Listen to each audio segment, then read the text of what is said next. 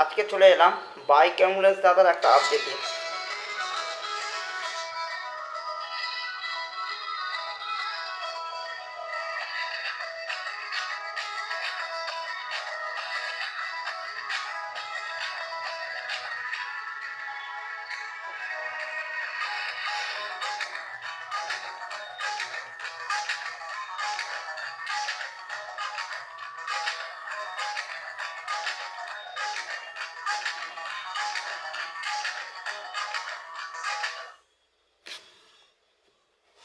Bike ambulance দাদার একটা ব্যাপার বেরিয়েছে, the international women's day we celebrate the quiet strength behind the every extraordinary journey.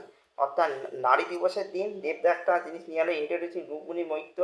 Rukmini Maitra ক্যারেক্টারটা আমরা জেনে গেলাম as Anju, the devoted wife of Karimul Haque. Karimul হকের ওয়াইফের চরিত্রে রুক্মিণী মৈত্র করতে পারে, এটা অনেকদিন শোনা যাচ্ছে, এটা অফিসিয়ালিভাবে জানিয়ে দিলেন যে woman whose the quiet religions the underweaving the support stand the heart of an incredible life story that touch millions।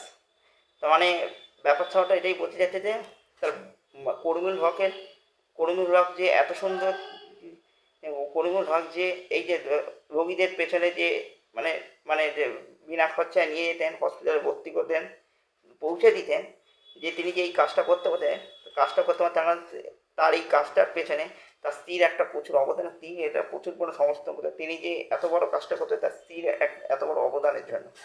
সেটাই তিনি সেটাই তিনি বোঝে। এই ছিল আমার এই ছিল বাইক অ্যাম্বুলেন্স তার মূল কথা আর মূল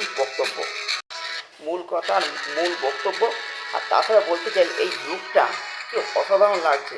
দেবদা রুক্মিণীদিকে দেখতে দারুণ লাগছে, অনবদ্য লাগছে। আর রুক্মিণী দেখতে দারুণ লাগছে ভাই।